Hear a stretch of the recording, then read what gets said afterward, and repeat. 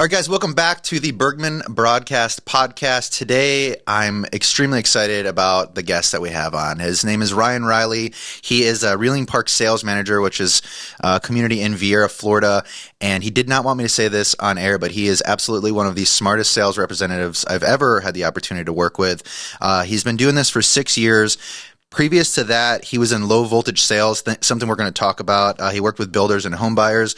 He did state that his favorite part about his job is just finding homes for buyers, which I thought was really sweet and probably incredibly true. He said his least favorite thing to do is paperwork, so I can absolutely agree with that. He's been in Florida for a while from Satellite Beach. He lived there for a bit and then moved over to Viera and actually went to school for a business school, UCF. So lots of things we're going to talk about. That's Ryan. Welcome to the show, man. Appreciate it. Thank you. Appreciate the opportunity. Yeah, dude. So going right into it, I know you are a little uncomfortable with me saying that you are the smartest rep that I know, but truly, Ryan, like when it comes to people that know product, know what they're talking about, know stats, and you're the guy that like cuts straight through the bullshit, like that's 100% you, and that's why I respect and value you so much. Well, I appreciate that because, I mean, I strive to know to answer because we do work with a lot of engineers. We do work with a lot of people that have a lot of questions. So I want to be able to kind of, provide the answers for all those questions. So, I appreciate that. Yeah, and I've always recognized that about the way you communicate. I'm analytical, and I work with a lot of military and engineers as well. So having that same kind of communication style is helpful. Was that something you've always kind of like the way you've worked, or how did you end up finding that? Yeah, I mean, basically, I'm very process oriented. So I try to, I always, when I go into something, I always try to think about every side of the box and then just kind of be prepared because I'm just a nervous type. I should probably be designing airplanes because I wouldn't have any flaws, but there wouldn't be any parachutes on my plane. Yeah. But yeah, so I mean, I just try to go in every situation prepared, whether I'm going to have somebody that's not really going to ask a lot of questions or somebody that's going to ask a lot of questions. So. And then this is something that we didn't really prep about talking about, but I think when most people think about sales, salespeople in general, they're always like, this salesperson's an extrovert and loves being around people and just flashes. Would you say you're more on the extroversion side or introversion? One-on-one, I would say I'm an extrovert or in small groups, but I'm totally an introvert. So people wouldn't think that when they initially meet me in the models, but I would say I'm probably 70% introvert and 30% extrovert. But you just have to be like comfortable with that circle. Yeah, I have to be in the right setting because I see sales as kind of like a theater in a sense. So, I mean, when you're in that mode, you're kind of like, it's a different self that comes out. It's kind of like I call it the floor. So it's improv. Yeah. So like when you're on the floor at the design model or wherever you're at, it's almost like theatrics a little bit. A little bit, yeah. You got to roll with the punches. So, I mean, I can be like when I'm off the floor, let's say I can be very introverted. Okay. So very, very secluded in a sense. And then when you have clients, do you think that they appreciate that more, that you are more introverted and analytical? Well, yeah, because I mean, a lot of my job, I would say 25% of my job is probably actually the selling part. And then the remaining 75% is all the paperwork, setting expectations, following up, because the big thing of my job is setting expectations of the process. And then once in the contract, and then once I call it once the boat leaves the dock, which is going to be a long trip usually, could be 10 months, could be 12 months, could be 14 months, sometimes 16 months.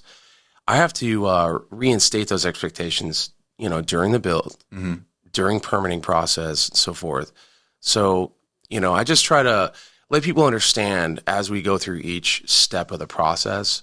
Hey, remember when I mentioned this? This is where we're at now. These are the next steps ahead. Yeah. And I think, I know on my side, because we practice completely different sides of real estate, but I think the overarching theme is most people appreciate communication and setting expectations. And I don't think a lot of people do good at that, but I know you're someone that does that excellent. And almost to the point where it's like one might say over communicate, which probably doesn't exist, but like you're the guy where you're covering every single base. Like I'm on all these group threads with you and me and the clients, and the amount of information that you're putting out, I'm just like, holy shit. Like, I like in my mind, I'm imagining like, when is he doing this and how is he writing it? Is he typing it on his phone? Like, how, like it's fascinating, man. So we're talking about Viera Builders a little bit.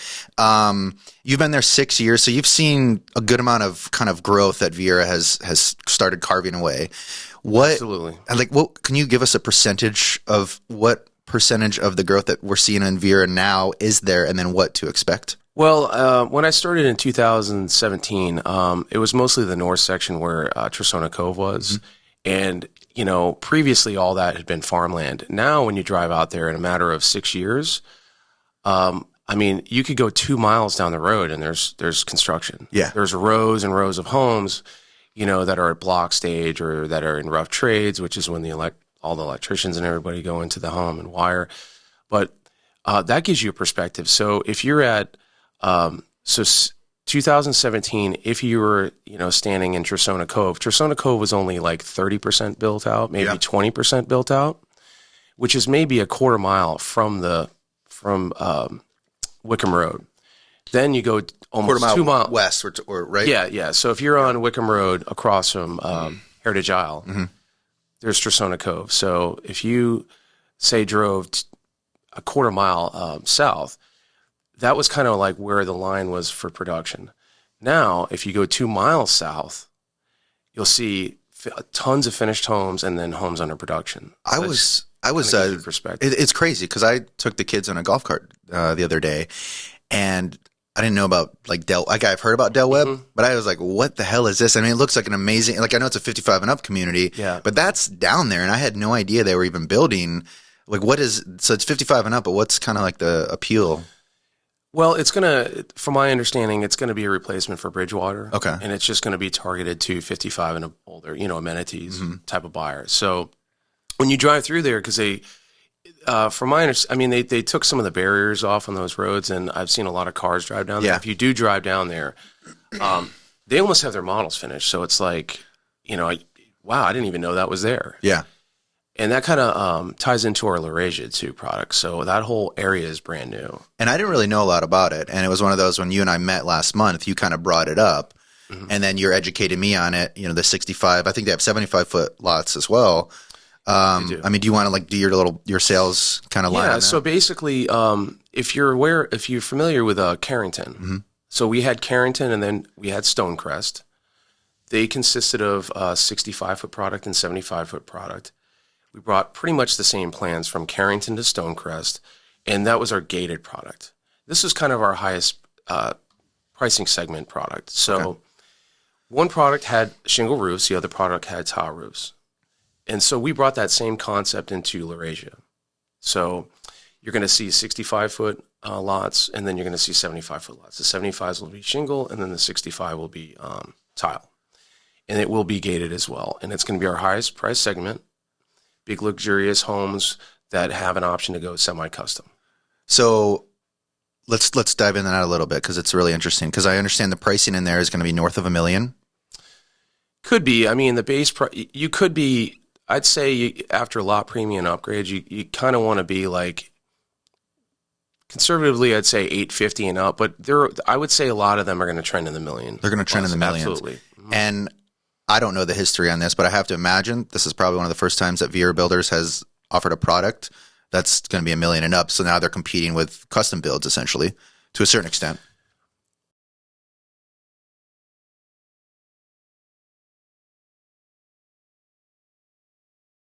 Yeah, so Viera Builders is always, we haven't gotten into the true 55 and above market. I mean, we do have product that absolutely does target that buyer. I can go over those in a few minutes. Yeah. But for that product that was like Seville, for example, and Valencia. Beautiful.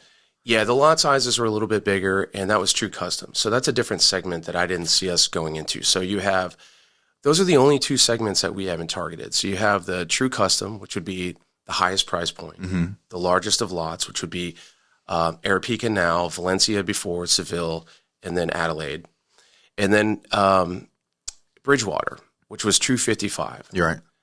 So, but we have products that are kind of like just below in the segment, I would say, which would be Laurasia to Arapica, or Stonecrest and Carrington to Seville and Valencia. Right.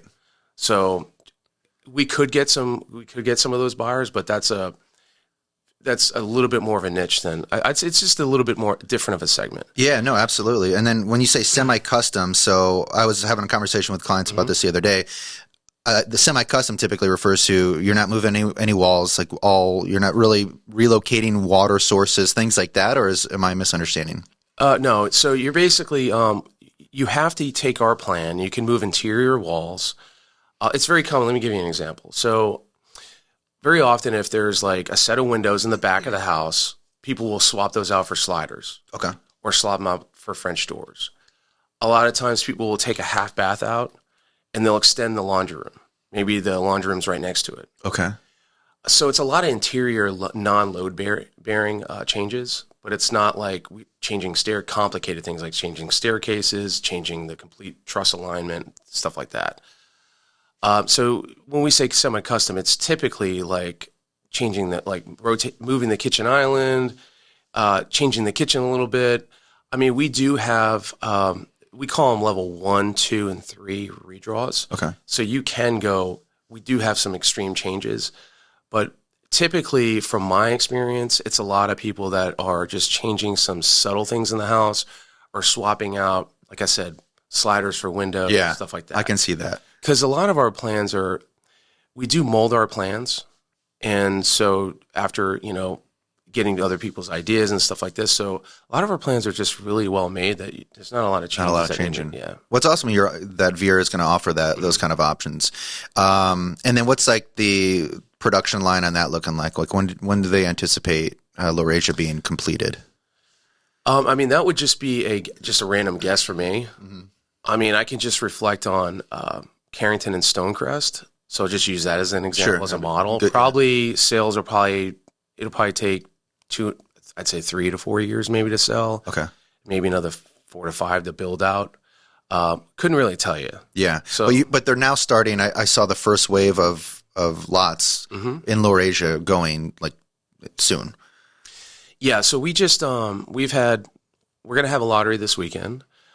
We had a lottery a few weeks ago, so we've sold. I believe we sold 3 lots in there, and so we have started sales, and that's only in the 65-foot collection. 65-foot collection, and something that I've noticed, and I wasn't really aware of it, that it seems like a lot of people that live or in existing Viera Builder communities are the ones that are moving into these other newer communities. Is that something you're experiencing with the sales?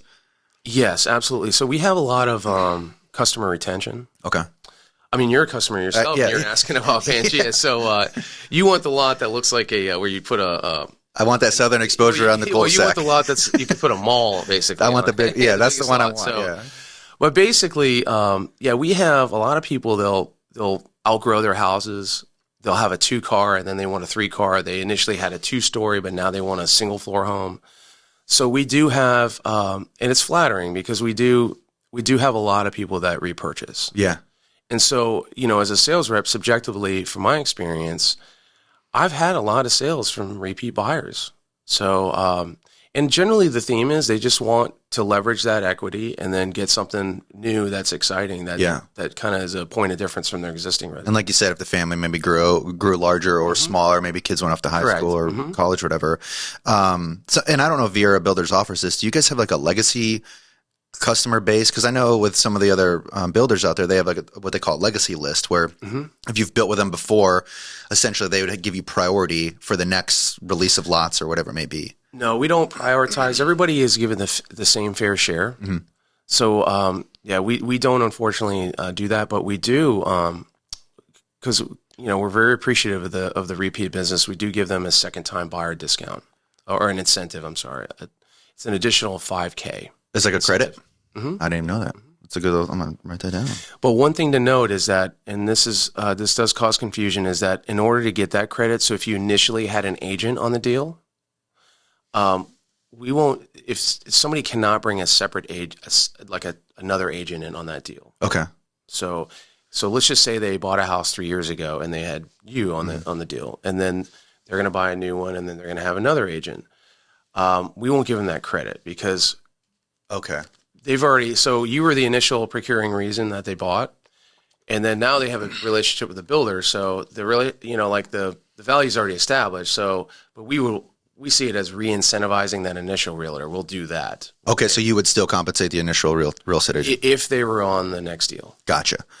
So, since we're on the topic of Viera, and this might be more like on a macro view, but the other day I was swiping on the Publix app. I don't know if you've ever been on there, like if you guys order your groceries. Oh, all the time, Publix subs. Yeah. I'd be swiping left and right on that nonstop. But I had noticed, so when you first log into the app, it will tell you like the closest Publix relative to your location. And I had just noticed for the first time that it was saying I have a Publix within 1 mile of where I live, which is not true because it doesn't exist yet, but I know it's in the works. But I haven't seen a lot of press about the Publix being announced there, but it's on the app. So is there anything you could say about it, or it's only so unless the actual sign is on the site, Publix, which I don't think it is. I'm not really even know.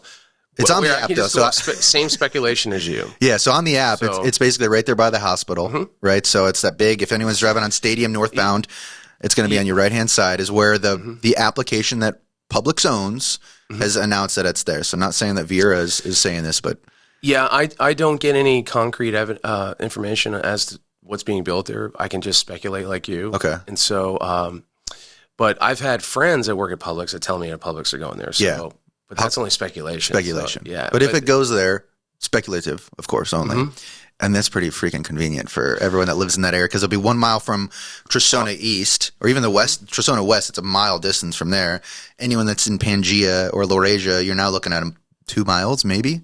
I mean, it's a game changer because you can get your prescriptions close by. You can walk there because this, as you know, this whole area is very active. Yeah, everybody's golf carting around, everybody's walking around. So, which is a beautiful thing about Viera, and so you'd be really close to that amenity that everybody would utilize, all age groups, public subs. The pub subs, if it was just groceries there, if we just had some more like, I don't know, nightlife and some other things in there, that's a whole other topic we don't need to get into.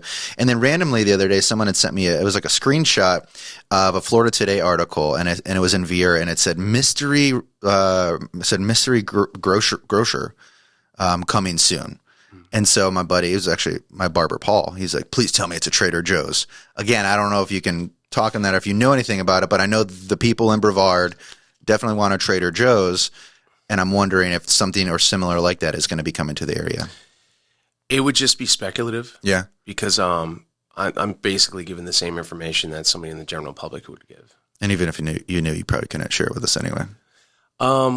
We're not really told any of that information. Okay, so. You got a really good poker face, man. Which is we're going to segue into this. Let me just jump around a little bit. Like earlier when we were chatting, like I knew you played poker, but Ryan was just like, "Yeah, I live stream," and I'm just like, "What?" So he does live streams on what'd you call it? His live stream on Best Bet.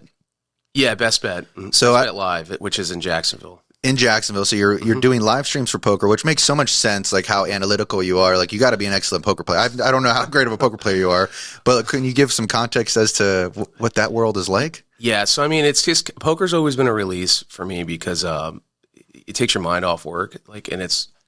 I tend to play like at night, so it's just kind of a relaxing time. Yeah.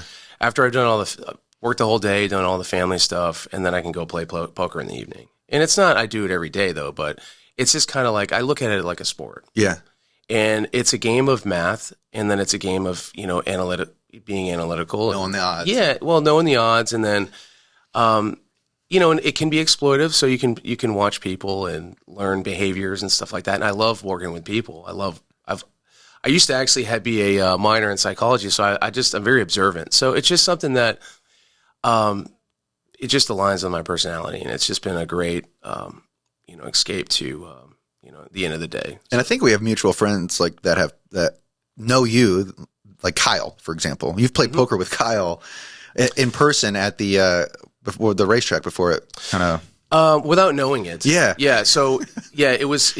I didn't realize that he was a poker player too. Yeah. And so he actually he's more of a tournament player. I play more cash games. Okay. So you have tournaments where you can just buy in for a flat amount, and then everybody gets the same starting chips, and then they raise the stakes every 30 minutes, the blinds we call it, and then like it's last man standing type of thing. So you're playing to get first place.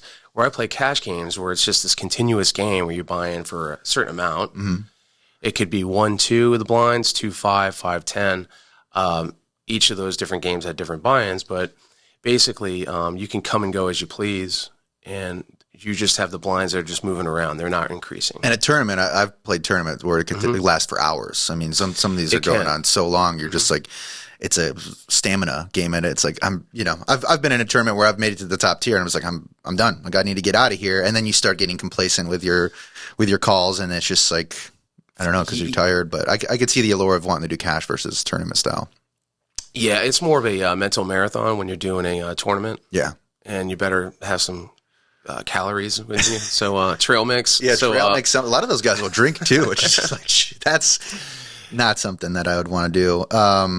And that was one of the things you wrote as your hobby. So you said golf, poker, and traveling. So talk a little bit about poker. Are you pretty avid in golf? Yeah, I mean, I'm not the greatest golfer, but I've gotten okay. I can shoot an average of between 82 and 92, but some rounds I'll have 100. Yeah, I mean, 82 to 92 is like better than okay though, Ryan.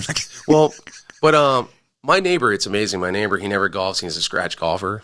And it's funny going out with him because he's like, "Oh, you want to play from the tips?" Yeah, fuck that guy. Is what we say about that. I'm done talking about golf. Yeah. So I mean, he puts things in perspective though. But yeah, I love. I mean, being in the Viera, just the vicinity of Viera. It's you have the 3 courses that are outstanding: Duran, Viera East, and Baytree. Yeah. Do you have a favorite? Duran and Viera East. Yeah, I like. Yeah, those are fun. What is it? Viera East has the golf carts, and this is like silly. They have the actual tablet on the golf cart that'll track with you. I think Viera East added that. I think they did after their renovations, and then Baytree added that. Yeah. Too. So, and we've been caught before pushing the cart because you go out of the boundaries. If you go out, yeah, even if you go, yeah, that'll get you in trouble. Yeah. And it's fast on that too. I forgot about the boundary. So if it's like a par 3, you're not supposed to be. You're totally stationary. On the fair, yeah, you're screwed. It's like a crash landing out in the Pacific. So. And it cuts you off fast. That's interesting that they added that. So it's like they geofenced the golf course. And then totally. Gosh, man. Okay. And then traveling. So earlier before the show, we were talking about didn't know you had a house in the Philippines. Also didn't know you spoke Filipino. So let's hear something. So so it's funny how when your life, you don't know where your life's going to go. So I met my wife in 2001 at the Cove, which is in Beachside. It was right. It was very reputable place over there. Yeah. And so right down the street from my house, and we've been together ever since. And so basically, she's from the Philippines. She's from Cebu Island, which is in the south. And in the Philippines, you have a national dialect which unifies each island because it's like India. They have a lot of different language, a lot of different dialects, but they unify through, in India, Hindi, the national language. But in the Philippines, they also learn English when they're a very English illiterate country. So basically, she speaks 3 languages: English, Filipino, or you can say Tagalog, which that's how you said it. Yeah. So. In Bisaya. Bisaya is her island dialect. So I've just been assimilated over the last 20 years with the culture. She speaks in the house all the time. Our cats even know it. Yeah. So I've learned Tagalog pretty decent. So does she have family that comes into town, and then you guys? She does have most of her family is overseas, but she does have a niece that comes here. And they primarily in the house because when they don't want me to totally understand what they say, she'll switch to her island dialect, Bisaya, which I am probably 30% understanding of that language. And is this just something you picked up because you were surrounded by it, or did you actually study and try to learn it? I did a lot of studying because she was very, they say matigas ang ulo, which means hard-headed. She didn't want to sit there and teach me. So she goes, "Oh, you should just know this. Just get a book." So I did get a book, and I became incessant on it. And so I learned to actually formulate words off listening, break down the syllables. And then that was like the big starting point. And then just learned how to conjugate verbs, this and that. But you can't just formally learn something. You have to interact. Yeah. So that's one thing I just enjoy, conversations and talking to people. And so that it just all grew from that. So. And have you ever had any clients that are surprised? Like, I'm just wondering if you had any come in and they speak Filipino, and then all of a sudden you know, maybe they're like talking behind the scenes, like not thinking you can understand them, and then you're like, I know what you're saying. Yeah. I will interact though, but usually I just kind of I don't lead out with that. So, but yeah, I've had some surprising conversations before. Yeah, because you're a guy I would look at and be like, there's not a chance on the planet that this guy is Filipino. Yeah. So very random. And then when you guys, so you have property over there, right? Yeah. So an American Cannon property, it's basically in her name. Yep. And so we have a native house. You call it a bahay kubo, which is like basically kind of a native style house. But if you picture the scene of where her family plot is, it's on her family plot, and it's right on the water. There's onshore reef everywhere. There's mountains. There's waterfalls. It's the most beautiful place ever. So you can go right in the back and snorkel. But we just have a native house because there's all this wind. You don't need air conditioning. We have the first floor is concrete, and then the second floor has 2 rooms, and it's all bamboo. So it's kind of a unique. You have to go there to kind of experience it. And the kitchens outside, we call them dirt kitchens. Dirt kitchen? Yeah. So it's kind of common to cook with coconuts over there because they like everything kind of seared. But basically, that would be the best way to describe that house. So 2 floors, concrete on the first floor, bamboo on the second floor, and a dirt kitchen outside. And when you cook with coconut, as in like dried coconuts. So it's kind of like their way of, their charcoal briquettes. Oh, so the actual, like the exterior of the coconut, they're chopping that up and using that as a charcoal source? Yeah. Because it's you got to think it's their biggest resource around them too. Shit, coconuts, every stage of the coconut they're utilizing. And then so there's the heat source for cooking out there. It's just basically charcoal grill. Yeah. And then what's that travel? I mean, I imagine that flight has got to be horrendous. The flights are long. I mean, from doorstep to doorstep, it's about 30 hours. That's insane. The longest traveling part is when we go from New York to Tokyo, it's 15 hours in a plane. And how often are you guys doing that? Every 4 years. Okay. Yeah, and then when you're there, I imagine it's for a good amount of time. Yeah, you want to go for about at least 3 weeks when you go there because, the jet lag and everything, it's not worth it unless you go for at least 3 weeks. No. And when was the last time you were there? 2017. Okay. Are you guys planning something true? Possibly. It's tough with work. Yeah. To take off 3 weeks, but I was gonna say, like when you're out there, are you still able to kind of work remotely? It's just a huge time difference too. In my previous job, I could work remotely, but a little bit different in my situation now. Yeah, and previous jobs. So we'll kind of talk about that. You low voltage sales. You work with builders and their home buyers. Is that the one we're talking about? Yeah. So and it does segue into that. So basically, when I graduated college in 2008, I graduated in a recession. I got a business degree, and I got a door knocking job in sales. I always wanted to go into sales, and so I started with Guardian Home Technologies. And basically sold alarm systems and networked with realtors at that time. And then they had an opening in the new construction department. So I eventually worked my way into that. The company got bought out by Crime Prevention Security Systems and Custom Home Entertainment. But I kept that job. And so basically my job was to target builders, to sign them up on our builder program to where we would provide low voltage, which is home audio, security, Ethernet, so structured wiring, Ethernet, cable, all sorts of different solutions. So basically, we would have guaranteed meetings with their buyers, and so we would just streamline leads. So I worked with several builders around here, so probably about 8 builders from Palm Coast all the way down to Port St. Lucie. And then how long did you do that? I did that until 2017, and then I came on board with Viera Builders. So did you know Viera Builders through that job? Yeah, I did. Okay. So I actually was their low voltage rep. So kind of had a lot of nice relationships at it. And was it one of those, like, they're like, Ryan, did they come after you, or was it one like they announced the job and you're like, No, I actually inquired about it. Okay. So I love Viera. I love the company. Yeah. I love the culture of the company. So it was kind of my dream job. So to be honest. I love the Red Sox. I felt like I was getting drafted by the Red Sox. Yeah. So. And earlier also you said something about your brothers where you guys were kind of walking around. And did you guys all work together in that, or what was the context on that? Yeah, so my brother got me – he basically was the referral to get me into that door knocking job. Okay. And he had been working in the construction division for that company and then relocated to the Carolina region to build up that area. And so that opened a door for me. And so he actually now has his own business called Bolt Technologies. And he's Bolt. Bolt Technologies. And he's our, a vendor for us now. So he does the low voltage for Viera Builders. Jeez.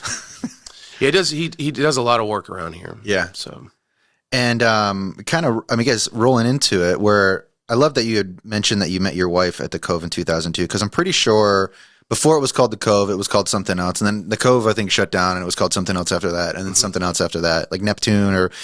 Yeah, Gilligan's Cove. Yeah, Cove. Yeah, but if you talk to anyone that has been in Satellite Beach for a while, like they're always going to know that location, and I think they always refer to it as the Cove, even though it hasn't been the Cove in 2 decades.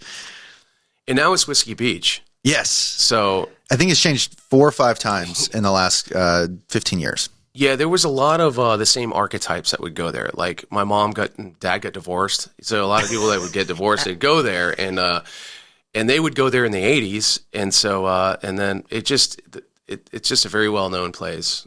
And so, what was your wife doing there? No, she was just just visiting the Cove with her friends, doing a disco night. Yes, one might ask why you were there too. I guess it's what's that? Why were you there? You just I was just hanging out. I live right down the street. Yeah. So you were a local there, going in, saw her. Did you get her a drink, or how did the initial introduction go? Yeah, I did ask her out. It took several times because she was really shy, but I had to go up to her probably 2 or 3 times, and then we danced, and then all the magic happened. So, she was very shy. I'm kind of shy because, like I was saying, I'm introverted. Yeah. So, but yeah, we've been together ever since. So it's been a long time. And you had that house in Satellite Beach, and then it sounds like you moved over to Viera. I mean, recently, it was, you said last year on there. But so not only are you working for Viera, but now you're a property owner of Viera product. Is that like what the ideal employee of Viera, what they encourage? It's not that they encourage that. It was a personal choice that I made. Basically, I was selling in Lauren Cove at the time, which is our version of townhomes, and I just love the community. So they're luxurious. The streetscape is nice. The roads are curved, so you have a lot of lots that are pie shaped. We have some good water sections, and I was able to get a good water lot and the floor plan that I liked, and I just thought it was a win-win because I could be right down the street from work. Yeah, I could be in the brand new community. Have access to the clubhouse, Addison Village Clubhouse, which is walking distance from my house, and just utilize all the nice things of Viera. Yeah, and I have to imagine you've also viewed it from a investment angle as well. Yeah, so I mean, it's funny because I was trying to, when I was looking at my my pricing, I was trying to cut numbers. What do I do here? Or because you're not thinking about the sales price at that time. You think, oh, wow, it's, a milestone price. It's high, this and that. But come to realize that, a year and a half, 2 years later, I've got all that equity now. Mm-hmm. And so that was my first home purchase. And so it puts some perspective, into the situation. So, but yeah, it was one of the best things I've done. Yeah. So. And I can also imagine too, from like a consumer or a buyer going in to work with you, it's like the whole philosophy of like, I want to go to a barber that has nice hair. I would never take personal or physical training advice from a sloppy, fat person.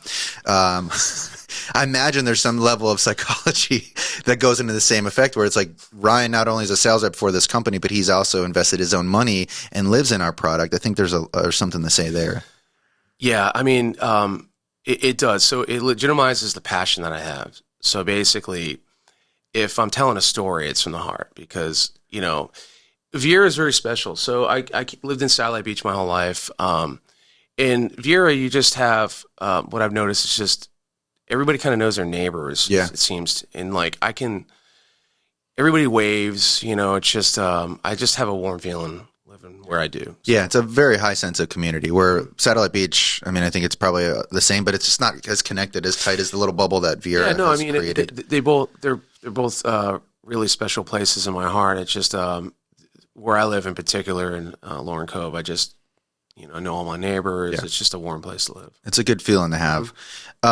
Moving back into Viera Builder stuff, just things I'd taken notes on earlier. We had talked briefly before the show about agents and buyers having a conversation about if someone's going to build with Viera Builders and the importance of, having that conversation and also informing the rep about it. So is there anything that you would like to talk about as far as like registering agents from a buyer perspective? So when a buyer comes in, like, is there anything you ask them or tell them about the importance of registering if they have a real estate agent they're working with? Well, it's very important that if you're an agent and you have a buyer, that you come into the model and that you register your buyer at the model. So, bringing your buyer in and then registering them under our broker registration form is very, very important.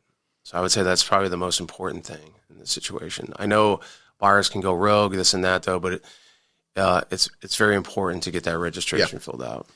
And would there be any tips or anything that you would give if someone's watching this and they're maybe, on the fence of building with Viera Builders? Is there anything that you would advise someone from like here are a couple tips and some things you should ask? Specifically, like you, a representative there. Like when they come in for that initial appointment, that's a long appointment. It's kind of like drinking from a fire hose. So when these people come in, maybe is there research or anything they should do beforehand, or how would you best prepare someone? I just kind of go, to be honest with you, I just kind of go blind. So you can easily overwhelm the buyer with options. And so basically, from a buyer's perspective, I would just say, just come in, because I'm going to find out. The best thing I do is you don't really need to give me too much information, because I'm going to do all the finding questions when you come in. But it just really depends on the buyer. So we do have people that come in and they've researched on the website. And I always tell them, you got an A on your homework assignment. So basically, they'll say, hey, I looked at the Paisley, I looked at the Prescott, I looked at this one. I go, oh, I know exactly what you're targeting in the same type of house. But initially, no. Because, we're just kind of, all this kind of works pretty fast. So I'll get a call from you or somebody, hey, I got an appointment, I want to set this and that. So I don't normally say, what are they interested in, and then start texting floor plans. It's good to know the main points. But usually, I just kind of work that out when they come in the model. Yeah. And it's probably also, imagine you like the questions too, when someone comes in and you're able to educate them on truth versus speculation of things they might have researched online. So am I too far off? So basically I would say, like, what's your timeline? If you don't mind me asking, what's your pricing range? And then just kind of, the main thing is, what are they living in now? So, because that kind of like will project on what we can kind of target for them. So if they're living in a 3-bedroom, 2-bath, 2-car garage and it's too small, well, they're going to need something bigger. Right. So finding out what they're currently living in, I think is kind of paramount. And I've witnessed you do the I don't know if you want to call them like the pre-qualification questions, but when a client first comes in, like the way that you're able to ask extremely pointed questions and almost like the last time we met with our client, like you already knew, okay, cool, I'm showing you this. It was like 5 minutes into the conversation, you knew exactly what to show her and where to go. Like you didn't waste any time. It was just like magical. No, it was very cool, because it was one of those, like most people I think would like dance around it a little bit, but you were just like right to the point. Like, I'm not going to show you these because it's not going to be a fit for you. These are the ones. Let's go. And I was like, oh shit. I don't even know if we went like back to your office. It was all in the kitchen at the Reeling Park model. Well, it's pretty cool, man. I appreciate that. So basically, that's because you got to know a little bit of every floor plan. So in Viera Builders, we're blessed. We can cross sell. So you have to know all the product. And so asking those few questions, because a lot of things are segmented through price, of course. And then what do they need for the home? So, but basically just knowing those two things will help me kind of give a range of homes. And then really, I like to take them out in the field. I don't like to show more than 5 homes. 4 or 5 homes, because they blend together. But as we start walking through a couple homes, they're going to give feedback, and then I can really know what they're going to like. Oh, I like this space, or I don't like that space. So fortunately, I have a lot of great floor plans to show them. So Viera Builders has done an excellent job in kind of creating a product offering. So. And on a personal question, I know you said you're in Lauren Cove now. Are you guys looking at anything upcoming? Actually, I'm in Reeling Park. Reeling Park? Yeah. So basically, I can just talk about what's current. I don't know any new communities that are coming up, but right now so we have Reeling Park. Well, I was saying your personal home, your residence. Oh, okay. So you had referenced earlier you guys are in a Viera home. Yeah. Is there anything like on the up and up where you're like, I like Pangea, or I like Laurasia, or I'm interested in this community that no one knows about, but I know about it? Yeah, good question. So basically, I like maintenance. I'm not somebody that I'm not going to mow a lawn or anything like that, because me and my wife, we literally could kill cactuses. It's like, how do you kill a cactus? They're on autopilot all the time. We would find a way. So basically, the next transition for me would be Reeling Park, the courtyard style homes. Okay. And we love that product. It's just like a Revis Village. Yep. So you get these luxurious courtyards. The HOA takes care of all the landscaping outside the home, and then they repaint, because streetscape is very important. Mm-hmm. And I've always wanted to have a 2-story, because I grew up with a 2-story where we were sliding down the stairs. Yep. So I'll probably do that again. But slide down the stairs? Yeah, we'll get the cardboard box. The laundry basket, man. Yeah, I'll get my pajamas with the built-in socks. But so we're looking in Reeling Park, actually. There's an Allura floor plan. That's a beautiful floor plan. The master bedroom's downstairs, the laundry room's downstairs, 2 bedrooms and a Jack and Jill are upstairs. It's a beautiful floor plan. So that potentially could be another target for me. Is that a new build or is that a resale? It would be a new build. Okay. Mm-hmm. Well, I might have a resale coming up if you're interested. You know the house. Yeah. So possibly. So, but I'm going to stay in my house for another year and a half. Yeah. So at least probably maybe 2 years. Well, very cool, man. I think we covered a lot. Is there anything else you kind of want to make sure we mention about Viera Builders, or something to kind of inform anyone that's listening and everyone that's watching this? No, I mean, it's just we have so much good product out there. We have a very diverse set of plans. Mm-hmm. We have maintained communities where the HOA takes care of grass and other things, and then we have non-maintained. So we have a lot of different segments that we can meet. Okay. So if you're an agent and you're in the area, basically we can handle 80% of your buyer's needs. Yeah. I would say we're not going to do true 55 and above, and we're not going to do that true custom, the highest price point. But everything else, we can, I believe we can meet the needs of everybody. Yeah. So, well, it's great to know. So if anyone has questions about Viera Builders, whether it's the floor plans, the neighborhoods, or anything up and coming, do you want to share your email that they can send an email to? Yeah, you can send it to, if you have any inquiries, to my email, Ryan.Reilly, and that's Reilly at vierabuilders.com. Yep. And then any questions about it, price segments, neighborhoods, floor plans, all that stuff. And he's very punctual, very fast. And if you are specifically engineer, military, someone that values more on the analytical side, absolutely, you have to have a conversation with Ryan. I really appreciate your time today, man. Being here, letting me talk a little bit about your personal side of things, which is nice to know. I mean, I've known you for a while, and these are questions that I probably should have asked as your friend, but now I just utilize this platform to do that, I guess. But cool. Appreciate your time, man. If anyone wants to look you up, what's the best social media platform for you? LinkedIn, so you can look me up on LinkedIn. LinkedIn, same spelling, Ryan Reilly? Yep, same spelling. Well, that is it for today. I hope you guys appreciated this show. We dove deep in the Viera Builders, talking about a poker guy over here and all sorts of things. So make sure to go to Ryan's page on LinkedIn, and any other questions, shoot him an email. Thanks.